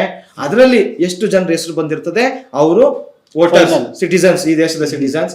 ಯಾರ್ದು ಬಂದಿರಲ್ಲ ಅವ್ರು ಏನ್ ಮಾಡ್ಬೇಕು, ನೀವು ಮತ್ತೆ ಮೇಲ್ಮನವಿ ಹೋಗಿ, CEO ಹತ್ರ ಹೋಗಿ, ಕೋರ್ಟ್ಗೆ ಹೋಗಿ ಅಂತ ಮಾಡ್ತಾರೆ. ಇದು ಪ್ರಾಬ್ಲಮ್ಮು. ಈಗಾಗಲೇ SIR ನಡೆದ ರಾಜ್ಯಗಳಲ್ಲಿ ಸುಮಾರು 6 ಕೋಟಿಗೂ ಜನ ಬಿಟ್ಟೋಗಿದೆ. ಪಶ್ಚಿಮ ಬಂಗಾಳದಲ್ಲಿ ಆಯ್ತು 27 ಲಕ್ಷ ಜನರು ಅಂತಿಮ ಮತದಾರ ಪಟ್ಟಿಯಲ್ಲಿ ಬಿಟ್ಟಾಯ್ತು ಸರ್. ಅವರು ಸುಪ್ರೀಂ ಕೋರ್ಟ್ಗೆ ಹೋದಾಗ ಏನ್ ಹೇಳ್ತಾರೆ, ಸುಪ್ರೀಂ ಕೋರ್ಟ್ ಈ ಎಲೆಕ್ಷನ್ ವೋಟ್ ಆಗ್ತಾ ಇದ್ರೆ ಏನಾಗ್ಬಿಡ್ತದೆ ಅಂತಕ್ಕಂಥ ಒಂದು ಅಮಾನವೀಯವಾದ ತೀರ್ಪು ಕೊಡ್ತು. ಅವರೆಲ್ಲರೂ ಕೂಡ ಕಷ್ಟಪಡ್ತಾ ಇದ್ದಾರೆ. ಅದರಲ್ಲಿ ಒಬ್ರು ದಿ ಟೆಲಿಗ್ರಾಫ್ ಪತ್ರಿಕೆಯ ಸಂಪಾದಕರಾಗಿದ್ದಂತ ರಾಜಗೋಪಾಲ್ ರವರು ಈಗ ವೋಟರ್ ಲಿಸ್ಟ್ ಅಲ್ಲಿ ಅವ್ರ ಹೆಸರಿಲ್ಲ ಅಂತ ಹೇಳಿ ಪೊಲೀಸರು ಅವರ ಪಾಸ್ಪೋರ್ಟ್ ನ ರಿನಿವಲ್ ಮಾಡ್ದಾನೆ ಈಗ ಅವರು ಅಮೆರಿಕಕ್ಕೆ ಹೋಗಕ್ಕೆ ಆಗಿಲ್ಲ. ಒಬ್ಬ ರಿನೋವಿಸ್ಟ್ ಜರ್ನಲಿಸ್ಟ್ಗೆ ಈ ತರ ಆಗ್ತದೆ ಅಂದ್ರೆ ಸಾಮಾನ್ಯ ಜನರು ಪರಿಸ್ಥಿತಿ ಅಂದ್ರೆ ಇವ್ರು ಹೇಳ್ತಾ ಬಂದಿರೋದು ಎಷ್ಟು ಸುಳ್ಳು ಅಂತ. ಸುಳ್ಳು ನೋಡಿ, ಅಕ್ರಮ ಬಾಂಗ್ಲಾದೇಶ ಅಂತ ಹೇಳ್ತಾರೆ ಸರ್. ಇವತ್ತು ಸುವೇಂದು ಅಧಿಕಾರಿ ಪಶ್ಚಿಮ ಬಂಗಾಳದಲ್ಲಿ ಒಂದು ಆರ್ಡರ್ ಮಾಡಿದ್ದಾರೆ. 27 ಲಕ್ಷ ಜನ ಏನು ಅಂತಿಮ ಮತದಾರರ ಪಟ್ಟಿಯಿಂದ ಕೈ ಬಿಟ್ಟಿದೀವಿ ನಾವು, ಅವ್ರಿಗೆ ಯಾರಿಗೂ ಸರ್ಕಾರದ ಯಾವುದೇ ಸ್ಕೀಮ್ ಕೊಡಲ್ಲ ಅಂತ ಹೇಳಿದ್ದಾರೆ. ಒಂದು. ಎರಡನೇದು, ಬಿಹಾರದ ಸಿಎಂ ಸಾಮ್ರಾಟ್ ಚೌಧರಿ ಹೇಳ್ತಾರೆ, ಯಾರು SIR ಅಂತಿಮ ಮತದಾರರ ಪಟ್ಟಿಯಲ್ಲಿ ಹೆಸರಿಲ್ಲ ಅವರ ಬ್ಯಾಂಕ್ ಅಕೌಂಟ್ ಫ್ರೀಸ್ ಮಾಡ್ತೀವಿ ಅಂತ. ಸರ್ಕಾರ ಸೌಲಭ್ಯ ಕೊಟ್ಟಿಲ್ಲ ಅಂದ್ರೆ ಜನ ಹೆಂಗೋ ದುಡ್ದು ಬದುಕಬಹುದು, ಬಿಸ್ನೆಸ್ ಮಾಡ್ಬೋದು. ಬ್ಯಾಂಕ್ ಅಕೌಂಟ್ ಇಲ್ಲ ಅಂದ್ರೆ ಯಾವ ಬಿಸ್ನೆಸ್ ಮಾಡೋದು sir? Google pay, phone pay ಇಲ್ಲ ಅಂದ್ರೆ ನಮ್ಮ ಜೀವನ ಹೆಂಗ್ ನಡೀತದೆ? ಈ ರೀತಿಯಾಗಿ ಬಿಜೆಪಿ ಎದುರಿಸ್ತಾ ಇದ್ದಾರೆ. ಹಂಗಾಗಿ ನಾವು ಹೇಳ್ತಾ ಇದೀವಿ, SIR ಅನ್ನ ಸಮರ್ಥನೆ ಮಾಡ್ತಾ ಇರ್ತಕ್ಕಂಥದ್ದು ಬಿಜೆಪಿ, SIR ಆಗ್ಬೇಕು ಅಂತ ಇರ್ತಕ್ಕಂಥದ್ದು ಬಿಜೆಪಿ. ಕರ್ನಾಟಕದಲ್ಲಿ ಏನಾದ್ರೂ ಅರ್ಹ ಮತದಾರರ ವೋಟ್ ಡಿಲೀಟ್ ಆದ್ರೆ ಅದಕ್ಕೆ ಬಿಜೆಪಿನೇ ಕಾರಣ. ನಾವು ಬಿಜೆಪಿ ಆಫೀಸ್ ಮುಂದೆ ಯಾರೆಲ್ಲ ವೋಟ್ ಡಿಲೀಟ್ ಆಗಿರ್ತದೆ ಅಕ್ಟೋಬರ್ 7ಕ್ಕೆ ಅವರೆಲ್ಲರೂ ಕರ್ಕೊಂಡ್ಬಂದು ಪ್ರತಿಭಟನೆ ಮಾಡ್ತೀವಿ. ನೀವು ತುಂಬಾ ಜನ ಚುನಾವಣಾ ಆಯೋಗ ಕೇಳಿ ಅಂತಾರೆ. ಚುನಾವಣಾ ಆಯೋಗ ಸ್ವತಂತ್ರ ಸಂಸ್ಥೆಯಾಗಿ ಉಳಿದಿಲ್ಲ, ಅದು ಬಿಜೆಪಿಯ ಕೇಂದ್ರ ಸರ್ಕಾರದ ಮೋದಿ ಅಮಿತ್ ಶಾ ಕೈಗೊಂಬೆಯಾಗಿದೆ. ನೀವು ಹೇಳ್ದಂಗೆ ಅವ್ರು ಕೇಳ್ತಾ ಇದ್ದಾರೆ. ಅದಕ್ಕೋಸ್ಕರನೇ 12 ರಾಜ್ಯಗಳಲ್ಲಿ ಲಾಜಿಕಲ್ ಡಿಸ್ಕ್ರಿಪೆನ್ಸಿ ಇರಲಿಲ್ಲ ಸರ್. ಪಶ್ಚಿಮ ಬಂಗಾಳಕ್ಕೆ ಮಾತ್ರ ತಗೊಂಡ್ ಬಂದ್ರು. ಯಾಕೆ? ಅಲ್ಲಿ ಅವರು TMC ನ ಸೋಲಿಸಿ ಗೆಲ್ಬೇಕಿತ್ತು. ಈಗ ಅದನ್ನ ಕರ್ನಾಟಕಕ್ಕೂ ವಿಸ್ತರಿಸಿದಾರಂತೆ. ಹಂಗಾಗಿ ಈ ತರ ನೀವು ಬಿಜೆಪಿಯ ಕೈಗೊಂಬೆ ಆಗಿದ್ದೀರಿ, ನಾವು ಇದನ್ನ ವಿರೋಧಿಸ್ತೀವಿ. ಎರಡನೇ ಉದಾಹರಣೆ ಸರ್, ಪಶ್ಚಿಮ ಬಂಗಾಳದಲ್ಲಿ SIR ನಡೆಸಿದಂತ 2 ಹಿರಿಯ ಅಧಿಕಾರಿಗಳು, ಒಬ್ರು ಸುಬ್ರತಾ ಗುಪ್ತಾ ಅಂತೇಳಿ SIR ಇನ್ಚಾರ್ಜ್ ಆಗಿದ್ರು, ಇನ್ನೊಬ್ರು ಮನೋಜ್ ಕುಮಾರ್ ಅಗರ್ವಾಲ್ ಅಂತೇಳಿ ರಾಜ್ಯ ಚುನಾವಣಾ ಆಯುಕ್ತರಾಗಿದ್ರು. ಅವರಿಬ್ರು ಬಿಜೆಪಿ ಬೇಕಾದಂಗೆ SIR ಮಾಡಿದ್ರು, 91 ಲಕ್ಷ ವೋಟ್ ಡಿಲೀಟ್ ಮಾಡಿದ್ರು, ಬಿಜೆಪಿ ಗೆಲ್ತು. ಒಂದೇ ವಾರಕ್ಕೆ ಸುಬ್ರತಾ ಗುಪ್ತಾ ಈಗ ಸರ್ಕಾರದ ಮುಖ್ಯಮಂತ್ರಿಗಳ ಸಲಹೆಗಾರರು, ಕ್ಯಾಬಿನೆಟ್ ರ್ಯಾಂಕ್ ನ ಮಂತ್ರಿ ಆಗಿದ್ದಾರೆ. ಮನೋಜ್ ಕುಮಾರ್ ಅಗರ್ವಾಲ್ ಸರ್ಕಾರದ ಮುಖ್ಯ ಕಾರ್ಯದರ್ಶಿ. ಹಿಂಗಾದ್ರೆ ಇಲ್ಲಿ ನಮ್ಗೆ ಗೊತ್ತಾಗ್ತದೆ ಅಲ್ವಾ, ನೇರವಾಗಿ ನೀವು ನಮ್ಗೆ ಹೆಲ್ಪ್ ಮಾಡಿದ್ರಿ, ನಾವು ನಿಮ್ಗೆ ಹೆಲ್ಪ್ ಮಾಡ್ತೀವಿ ಅಂತ. ಇದು ಬಿಜೆಪಿ ಆಟ. ಹಾಗಾಗಿ ಜನ ನಿಮ್ಗೆ ದಾಖಲೆ ಸಿಕ್ಕಿಲ್ಲ, ನಿಮ್ಗೆ SIR ಕಷ್ಟ ಆಗ್ತಿದೆ ಅಂದ್ರೆ ಬಿಜೆಪಿ ಅವ್ರನ್ನ ಮನೆಗೆ ಹೋಗಿ ಕೇಳಿ ಅಂತ ನಾವು ಒತ್ತಾಯಿಸ್ತೀವಿ ಸರ್. ಓಕೆ, ಈಗ ಆಗಸ್ಟ್ 5ನೇ ತಾರೀಕು ಪಟ್ಟಿ ಬರುತ್ತೆ, ಕೆಲವ್ರದ್ದು ಅದರಲ್ಲಿ ಇರಲ್ಲ ಅಂತ ತಿಳ್ಕೊಳ್ಳೋಣ. ಆಗ ನೀವು ಕೆಲವು ಹೋಗಿ ಎಲ್ಲರೂ ದಾಖಲೆಗಳು ಕೊಡ್ಬೇಕು ಅಂತ ಹೇಳಿದ್ರಿ. ಯಾವ ದಾಖಲೆಗಳನ್ನ ಅಲ್ಲಿ ಕೊಡ್ಬೇಕಾಗುತ್ತೆ? ನಾನು ಆಗ್ಲೇ ಹೇಳ್ದಂಗೆ Aadhaar card, ration card, voter ID, ಚುನಾವಣಾ ಆಯೋಗ ಕೊಟ್ಟಿರ್ತಕ್ಕಂಥ ವೋಟರ್ ID ನಂಬ್ತಾ ಇಲ್ಲ, ಪ್ಯಾನ್ ಕಾರ್ಡು, DL ಆಗಲ್ಲ. ಬದಲಿಗೆ ಚುನಾವಣಾ 11 ಹೇಳಿದೆ. ಮೊದಲನೇದು, ನೀವು ಕೇಂದ್ರ ಸರ್ಕಾರ ಅಥವಾ ರಾಜ್ಯ ಸರ್ಕಾರದ ನೌಕರರಾಗಿದ್ರೆ ಆ ಎಂಪ್ಲಾಯಿ ID ಕೊಡಿ, ಅಥವಾ ನೀವು ರಿಟೈರ್ಡ್ ಆಗಿದ್ರೆ ಪೆನ್ಷನ್ ತಗೊಳ್ತಾ ಇದ್ರೆ ಅದನ್ನು ಕೊಡಿ. ಎರಡನೇ ಅವ್ರು ಕೇಳಿರ್ತಕ್ಕಂಥ ದಾಖಲೆ 1987 ಮುಂಚಿನ 43 ವರ್ಷದ ಮುಂಚಿನ ನಿಮ್ದು ಬ್ಯಾಂಕ್ ಅಕೌಂಟ್ ಇದ್ರೆ, LIC ಪಾಲಿಸಿ ಇದ್ರೆ, ಪೋಸ್ಟ್ ಆಫೀಸಲ್ಲಿ ಅಕೌಂಟ್ ಇದ್ರೆ ಕೊಡಿ ಅಂತವ್ರೆ. ಇದು ಯಾರ ಹತ್ರನೂ ಇರಲ್ಲ, ಬಿಟ್ಬಿಡಿ. ಮೂರನೇದು birth certificate, one of the ದಾಖಲೆ. ಹಿರಿಯರ ಹತ್ರ ಇರಲ್ಲ, ಇತ್ತೀಚೆಗೆ ಯಾರಾದ್ರೂ ಯಾರ್ದು ಇಲ್ಲ, ಅದು ಆಗಲ್ಲ. 4ನೇದು ಪಾಸ್ಪೋರ್ಟು, ಇದು ನಮ್ಮ ದೇಶದಲ್ಲಿ ಬಹಳ ಜನರ ಹತ್ರ ಇಲ್ಲ. ಆದ್ರೆ 5ನೇ ದಾಖಲೆ SLC ಪಾಸ್ ಆಗಿದ್ರೆ, ಡಿಗ್ರಿ ಪಾಸ್ ಆಗಿದ್ರೆ, ನಿಮ್ಮ ಹತ್ರ ಮಾರ್ಕ್ಸ್ ಕಾರ್ಡ್ಸ್ ಇದ್ರೆ ಒಂದು ದಾಖಲೆ. ಅಥವಾ ಪಾಸ್ ಆಗಿಲ್ಲ ಅಂದ್ರೆ ನೀವು TC ಇದೆಯಲ್ಲ, ಸ್ಕೂಲು ಕಾಲೇಜಲ್ಲಿ TC ಇದ್ರೆ ಅದು ಒಂದು ದಾಖಲೆ ಅಂತ ಹೇಳ್ತಾ ಇದ್ದಾರೆ. ಮತ್ತೆ ಇನ್ನೊಂದು ಯಾವ್ದಪ್ಪ ಅಂದ್ರೆ ಪರ್ಮನೆಂಟ್ ರೆಸಿಡೆಂಟ್ ಸರ್ಟಿಫಿಕೇಟ್, ಶಾಶ್ವತ ವಾಸಸ್ಥಳ ದೃಢೀಕರಣ ಪತ್ರ. ಇದನ್ನ ಕೇರಳದಲ್ಲಿ ಗ್ರಾಮ ಪಂಚಾಯತಿ ಮೂಲಕ ಮನೆ ಕೊಟ್ಬಿಟ್ರು. ಇದು ಒಂದು ಒಳ್ಳೆ ಡಾಕ್ಯುಮೆಂಟು. ಏನು ಓದಿಲ್ಲ ಅಂದ್ರೂ ಕೂಡ 2-3 ದಾಖಲೆ, ನಾವು Aadhaar card, ration card, voter ID ಕೊಟ್ರೆ ನಮ್ಮ ತಾಲೂಕ್ ಆಫೀಸಲ್ಲಿ ಇದನ್ನ ಮಾಡ್ಕೊಡ್ತಾರೆ. ಕರ್ನಾಟಕ ಸರ್ಕಾರ ಅದನ್ನ ಮತ್ತಷ್ಟು ಸರಳೀಕರಣ ಮಾಡಿ ಹೊಸ ನಿಯಮಗಳನ್ನ ತಗೊಂಡು ಬಂದು ಇದು ಕೂಡ VAಗಳು, RIಗಳು ಗ್ರಾಮ ಪಂಚಾಯತಿ ಮೂಲಕನೇ ಕೊಡ್ಲಿಕ್ಕೆ ಒಂದು ಆರ್ಡರ್ ಮಾಡಿದ್ದಾರೆ. ಹಂಗಾಗಿ ಈ ಶಾಶ್ವತ ನಿವಾಸಿ ದೃಢೀಕರಣ ಪತ್ರವನ್ನ ದಯವಿಟ್ಟು ಎಲ್ಲರೂ ಮಾಡಿಸ್ಕೊಳ್ಳಿ. ಅಗತ್ಯ ಇರೋರು ಇಲ್ಲದೆ ಇರೋರು ಮಾಡಿಸ್ಕೊಳ್ಳಿ. ಯಾಕೆಂದ್ರೆ ನಾಳೆ ದಿನ ನಮಗೂ ನೋಟಿಸ್ ಬಂದ್ರೆ ನಾವು ಕೊಡ್ಬೇಕಾಗ್ತದೆ. ಇದನ್ನು ಬಹಳ ಇಂಪಾರ್ಟೆಂಟ್. ಇದನ್ನ ಅಪ್ಲೈ ಮಾಡಿದಂತ 15 ದಿನದೊಳಗೆ ಒಂದು ಮನೆಯಲ್ಲಿ 5 ಜನ ಇದ್ರೆ 5 ಜನ ಇದು ಮಾಡಿಸ್ಕೋಬೇಕು. ಮಾಡಿಸ್ಕೊಬಿಟ್ರೆ ಒಳ್ಳೇದು ಸರ್. ಅಪ್ಲೈ ಮಾಡ್ಬಿಟ್ಟು ಮಾಡಿಸ್ಕೊಬಿಟ್ರೆ ಅಲ್ಲಿ, ಯಾಕೆಂದ್ರೆ ಅವ್ರ ಹೆಸರಿರ್ತದೆ, ಅವ್ರ ತಂದೆ ತಾಯಿ ಹೆಸರೆಲ್ಲ ಇರೋದ್ರಿಂದ ಒಳ್ಳೆ ಡಾಕ್ಯುಮೆಂಟ್ ಆಗ್ತದೆ. ಈ ಶಾಶ್ವತ ನಿವಾಸಿ ದೃಢೀಕರಣ ಪ್ರಮಾಣ ಪತ್ರವನ್ನ ಎಲ್ಲರೂ ಮಾಡಿಸ್ಕೊಳ್ಬೇಕು. ಮತ್ತೆ 6ನೇದು, ಈ ಶಾಶ್ವತ ದೃಢೀಕರಣ ಪತ್ರ ಮಾಡ್ಕೊಳಕ್ಕೆ ಏನ್ ಪ್ರೊಸೆಸ್ ಇದೆ? ಈ ಪತ್ರಕ್ಕೆ ಏನ್ ಮಾಡ್ಬೇಕು ಅಂದ್ರೆ, ನೀವು ನಾಡ ಕಚೇರಿಯಲ್ಲಿ ಅಪ್ಲೈ ಮಾಡ್ಬೋದು, ಅಟಲ್ ಜನಸ್ನೇಹಿ ಕೇಂದ್ರದಲ್ಲಿ ಅಪ್ಲೈ ಮಾಡ್ಬೋದು, ಸೇವಾ ಸಿಂಧು ಪೋರ್ಟಲ್ ಆನ್ಲೈನ್ ನಲ್ಲಿ ಅಪ್ಲೈ ಮಾಡ್ಬೋದು, ನೇರವಾಗಿ ನೀವು ಗ್ರಾಮ ಪಂಚಾಯತಿಗೆ ಹೋಗಿ ಅಪ್ಲೈ ಮಾಡ್ಬೋದು, ತಾಲೂಕ್ ಪಂಚಾಯತಿಗೆ ಹೋಗಿ ಅಪ್ಲೈ ಮಾಡ್ಬೋದು. ಆನ್ಲೈನ್ ಅಲ್ಲಿ ಅಪ್ಲೈ ಮಾಡಿದವರಿಗೆ 40 ರೂಪಾಯಿ ಫೀಸ್ ಇರ್ತದೆ. ಅದು ನಿಮ್ಗೆ ಒಂದು ವೆರಿಫೈ ಮಾಡಿ VARI ಕೊಡ್ತಾರೆ. ಮುಂಚೆ ಇದನ್ನ ಯಾರು ಅಪ್ಲೈ ಮಾಡಿದ್ರು ತುಂಬಾ ಜನ ರಿಜೆಕ್ಟ್ ಮಾಡ್ತಿದ್ರು. ಈಗ ಸರ್ಕಾರ ಗೈಡ್ ಲೈನ್ಸ್ ಕೊಟ್ಟಿರೋದ್ರಿಂದ ಯಾರ್ದು ಅತಿ ಹೆಚ್ಚಿನ ಸಂಖ್ಯೆಯಲ್ಲಿ ರಿಜೆಕ್ಟ್ ಆಗಲ್ಲ, ಅವ್ರಿಗೆಲ್ರಿಗೂ ಸಿಗುತ್ತೆ. ರಿಜೆಕ್ಟ್ ಆದ್ರೂ ನೀವು DC ಹತ್ರ ಇನ್ನೊಂದು ಅಪೀಲ್ ಹಾಕಿ ತಗೊಳ್ಬಹುದು. ಹಾಗಾಗಿ ಎಲ್ಲರೂ ಇದನ್ನ ಮಾಡಿಸ್ಕೊಳ್ಳಿ. ಇನ್ನೊಂದು, ಯಾರಾದ್ರೂ ಆದಿವಾಸಿಗಳು ಕಾಡಲ್ಲಿ ಕಾಡಂಚಲಿ ವಾಸ ಮಾಡ್ತಾ ಇದ್ರೆ ಅವರಿಗೆ ಫಾರೆಸ್ಟ್ ರೈಟ್ ಸರ್ಟಿಫಿಕೇಟ್ ಇದ್ರೆ ಒಂದು ದಾಖಲೆಯಾಗಿ ಕೊಡ್ಬೋದು. Caste certificate SC ST OBC ಈ ರೀತಿಯ ಜಾತಿ ಪ್ರಮಾಣ ಪತ್ರ ಯಾರ ಬಳಿ ಯಾರಿದ್ರೆ ಅದನ್ನ ಒಂದು ದಾಖಲೆಯಾಗಿ ಕೊಡ್ಬೋದು. ಮತ್ತು 9, 10ನೇ ದಾಖಲೆ ಅದು ನಮ್ಮ ರಾಜ್ಯಗಳಿಗೆ ಅನ್ವಯಿಸಲ್ಲ. NRC ಸರ್ಟಿಫಿಕೇಟ್ ಮತ್ತು ಫ್ಯಾಮಿಲಿ ರಿಜಿಸ್ಟರ್ ಇದು ನಾರ್ತ್ ಈಸ್ಟ್ ರಾಜ್ಯಗಳಿಗೆ ಮಾತ್ರ ಅನ್ವಯಿಸ್ತದೆ. ಕೊನೆಯದಾಗಿ ನಿಮ್ಗೆ ಸರ್ಕಾರದಿಂದ ಮನೆ, ಭೂಮಿ ಅಥವಾ ಸೈಟ್ ಅನ್ನ ಕೊಟ್ಟಿದ್ರೆ, ಗ್ರಾಂಟ್ ಮಾಡಿದ್ರೆ ಆ grant certificate one of the ದಾಖಲೆ ಆಗ್ತದೆ. ಈ 11ರಲ್ಲಿ ಕೆಲವರು ಒಂದ್ ಕೊಡ್ಬೇಕಾಗ್ತದೆ. ಯಾರು 2002 ಪಟ್ಟಿಲಿ ಹೆಸರಿಲ್ಲದೆ ಇರ್ತಕ್ಕಂಥವ್ರು 45 ವರ್ಷ ಆಗಿರೋ ಒಂದ್ ಕೊಡ್ಬೇಕಾಗ್ತದೆ. 1987 ನಂತರ 2004 ನಡುವೆ ಹುಟ್ಟಿರ್ತಕ್ಕಂಥವ್ರು ಹೆಸರಿಲ್ಲ ಅಂದ್ರೆ ಅವರು ತಮ್ಮದೊಂದು ದಾಖಲೆ, ತಮ್ಮ ತಂದೆ ಅಥವಾ ತಾಯಿ ಇಬ್ರಲ್ಲಿ ಒಂದ್ ದಾಖಲೆ ಕೊಡ್ಬೇಕಾಗ್ತದೆ. 2004 ನಂತರ ಹುಟ್ಟಿರ್ತಕ್ಕಂಥವ್ರ ಹೆಸರು ಇಲ್ಲ ಅಂತಂದ್ರೆ ಅವರು ತಮ್ಮದು ಒಂದು ದಾಖಲೆ, ತಂದೆ ತಾಯಿ ಇಬ್ರದ್ದು ಒಂದೊಂದು ದಾಖಲೆ, 3 ದಾಖಲೆ ಕೊಡ್ಬೇಕಾಗ್ತದೆ.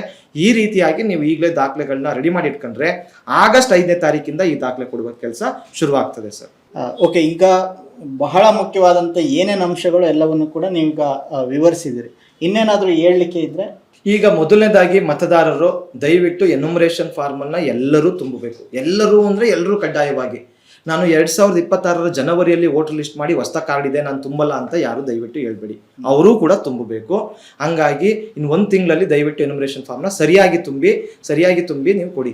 ಎರಡನೇದು ದಾಖಲೆಗಳನ್ನ ಮಾಡಿಸ್ಕೊಳ್ಳಿ. ಆಗಸ್ಟ್ 5ನೇ ತಾರೀಕು ಕರಡು ಮತದಾರ ಪಟ್ಟಿಯಲ್ಲಿ ಹೆಸರು ಬಂತ ಅಂತ ನೋಡಿ.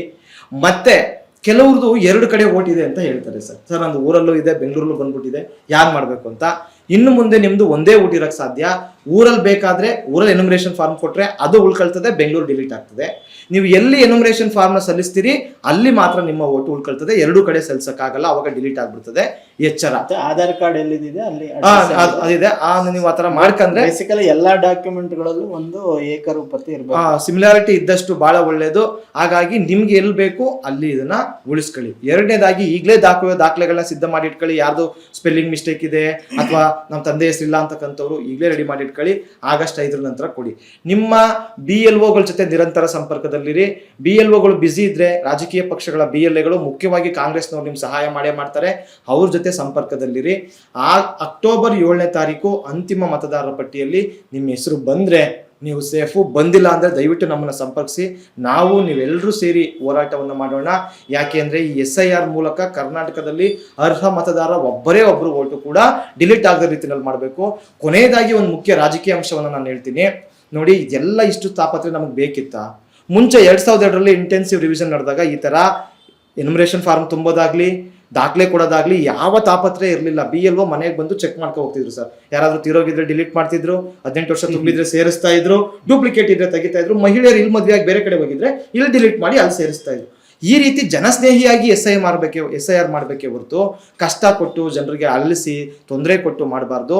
ಇಷ್ಟೆಲ್ಲ ತೊಂದರೆ ಕೊಡ್ತಿರ್ತಕ್ಕಂಥದ್ದು BJP ಅಂತ ಅರ್ಥ ಮಾಡ್ಕೊಳ್ಳಿ. ಅವರು NRC ತರಕ್ ಹೋದ್ರು, ಫೇಲ್ ಆದ್ರು. ಅವರು ರೈತ ವಿರೋಧಿ ಕಾಯ್ದೆಗಳನ್ನ ತರಕ್ ಹೋದ್ರು, ಫೇಲ್ ಆದ್ರು. ಅವರು ಡಿಲಿಮಿಟೇಷನ್ ಬಿಲ್ ತರಕ್ ಹೋದ್ರು, ಫೇಲ್ ಆದ್ರು. ಯಾಕೆ ಅಂದ್ರೆ ಅವ್ರಿಗೆ ಬಹುಮತ ಇರಲಿಲ್ಲ. ಅಕ್ರಮವಾಗಿ ಬಹುಮತ ಪಡೆದು 2029 ಏನಾದ್ರು ಅವ್ರು ಅಧಿಕಾರಕ್ಕೆ ಬಂದ್ರೆ ಅವ್ರು NRCನೂ ಮಾಡ್ತಾರೆ, ನಮ್ಮನ್ನ ಈ ದೇಶದ ಪ್ರಜೆಗಳಲ್ಲ ಅಂತೇಳಿ ಹೊರಗಡೆ ಹಾಕ್ತಾರೆ. ಹಂಗಾಗಿ ನಮ್ಮ ಕೆಲಸ ನಮ್ಮ ಮತಾಧಿಕಾರವನ್ನ ಉಳಿಸ್ಕೊಳ್ಬೇಕು ಮತ್ತು 2029 ಚುನಾವಣೆಯಲ್ಲಿ BJPಯನ್ನ ಸೋಲಿಸಿ ಅವರು ಪಾಠ ಕಲಿಸ್ತಕ್ಕಂಥದ್ದು ಮುಂದೆ ನಮ್ಗಿರ್ತಕ್ಕಂಥ ಶಾಶ್ವತ ಪರಿಹಾರ. ಅದಕ್ಕೆ ನೀವೆಲ್ಲರೂ ಕೈ ಜೋಡಿಸೋಣ ಅಂತ ನಾನು ನಿಮ್ಮಲ್ಲಿ ಮನವಿ ಮಾಡ್ತೀನಿ. ಪ್ರಿಯ ವೀಕ್ಷಕರೇ, ಇಷ್ಟೊತ್ತರೆಗೆ ಈ ಒಂದು ಮಾತುಕತೆಯಲ್ಲಿ ನೀವು ಬಹಳಷ್ಟು ವಿಚಾರಗಳನ್ನು ತಿಳ್ಕೊಂಡ್ರಿ. ಬಹಳ ಮುಖ್ಯವಾಗಿ ಇವತ್ತು ನಮ್ಮ ಒಂದು ಪ್ರಜಾಪ್ರಭುತ್ವ ವ್ಯವಸ್ಥೆಯಲ್ಲಿ ವೋಟಿನ ಹಕ್ಕು ಬಹಳ ಮುಖ್ಯ. ಅದನ್ನು ನಾವು ಉಳಿಸ್ಕೊಳ್ಳೋದಕ್ಕೆ ಭಾಳಷ್ಟು ಕಷ್ಟಪಡುವಂತಹ ಒಂದು ಪರಿಸ್ಥಿತಿಯನ್ನು ಇವತ್ತಿನ ನಮ್ಮ ಮೋದಿ ಸರ್ಕಾರ ತಗೊಂಡು ಬಂದಿದೆ. ಅದರ ಒಂದು ಉದ್ದೇಶ ಎಷ್ಟು ಕೆಟ್ಟದಾಗಿದೆ ಅನ್ನೋದನ್ನು ಕೂಡ ನಿಮಗೆ ಮುತ್ತುರಾಜ್ ಅವರು ಉದಾಹರಣೆಗಳ ಮೂಲಕ, ಸಾಕ್ಷ್ಯಾಧಾರಗಳ ಮೂಲಕ ನಿಮಗೆ ತಿಳಿಸಿದ್ದಾರೆ. ಸೊ ಇಂತಹ ಒಂದು ರಾಜಕೀಯ ವ್ಯಕ್ತಿಗಳು, ಅಥವಾ ಒಂದು ರಾಜಕೀಯ ಐಡಿಯಾಲಜಿ ಇಟ್ಕೊಂಡವರು ನಮಗೆ ಬೇಕಾ ಅನ್ನೋದು ಕೂಡ ಬಹಳ ಮುಖ್ಯವಾದ ಪ್ರಶ್ನೆ. ಇಂಥವರಿಂದ ಮುಕ್ತವಾಗಿ ದೇಶವನ್ನು, ಸಮಾಜವನ್ನು, ನಮ್ಮ ರಾಜ್ಯವನ್ನು ಉಳಿಸ್ಕೊಳ್ಳೋದು ಕೂಡ ಬಹಳ ಮುಖ್ಯ. ಆ ನಿಟ್ಟಿನಲ್ಲೂ ಕೂಡ ನಾವೆಲ್ಲ ಕೂಡ ಯೋಚನೆ ಮಾಡಬೇಕಾಗುತ್ತೆ.